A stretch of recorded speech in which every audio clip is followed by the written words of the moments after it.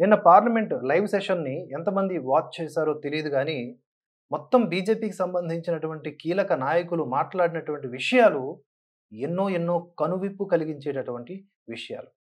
అందరూ చూడాలి.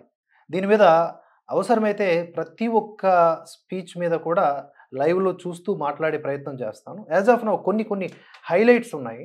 వాటి గురించి మాట్లాడతాను. అనురాగ్ సింగ్ ఠాకూర్ గారు ఈ బిల్లును సమర్థిస్తూ బిల్లును ప్రవేశపెడుతున్నప్పుడు మాట్లాడినటువంటి విషయాలేంటి అంటే, బేట్ ద్వారకా ఉంది కదండీ! బేట్ ద్వారకను కూడా వక్ఫ్ క్లెయిమ్ చేసింది. రేపొద్దున పార్లమెంట్‌ను కూడా క్లెయిమ్ చేసే పరిస్థితులున్నాయి. గతంలో అంబానీ ఇంటిని కూడా క్లెయిమ్ చేసింది. కర్ణాటకలో గ్రామాలకు గ్రామాలు క్లెయిమ్ చేసింది ఈ వక్ఫ్. 2013లో అపరిమిత అధికారాలు కట్టబెట్టి గద్దె నుంచి దిగిపోయినటువంటి కాంగ్రెస్ ఇచ్చినటువంటి గిఫ్ట్ ఇది. అక్కడి వరకు వక్ఫ్ ఆస్తుల లెక్క ఒకటి. ఆ తరువాత జస్ట్ ఈ 10, 12 సంవత్సరాల కాలంలో వక్ఫ్‌కు పెరిగిన ఆస్తుల సంఖ్య మరొకటి. ప్రపంచంలో ఏ దేశంలో కూడా ఇటువంటి అధికారాలు ప్రత్యేకించి ఒక మతానికి లేవు. Even in Islamic countries. అదే విషయాన్ని ఒకసారి అనురాగ్ ఠాకూర్ గారు ఏమంటున్నారో చూడండి. బేట్ ద్వారకా విషయంలో. बेट द्वारका के 2 द्वीपों पर दावा ठोक दिया है।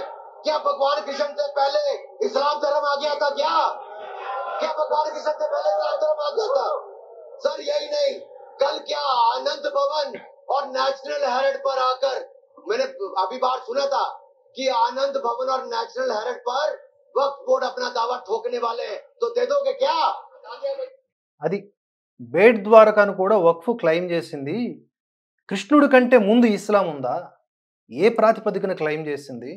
పార్లమెంట్‌కు సంబంధించిన భవనాలను కూడా క్లెయిమ్ చేద్దామని చర్చించుకుంటున్నారు బయట. అది కూడా నా చెవిన పడింది అని ఆయన మాట్లాడినటువంటి విషయాలు ఎంత అర్థవంతమైనవి, అలాగే ఎంత ఆందోళన కలిగించేవో అర్థం చేసుకోండి.